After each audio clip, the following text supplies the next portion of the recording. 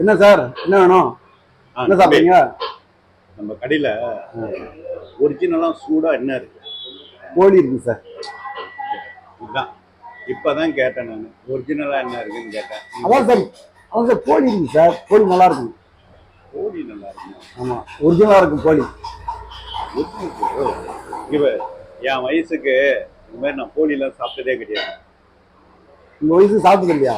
என்ன உங்க வயசு ஒரு 18 இருக்குமா? இப்பெல்லாம் போய் சொல்லக்கூடாது.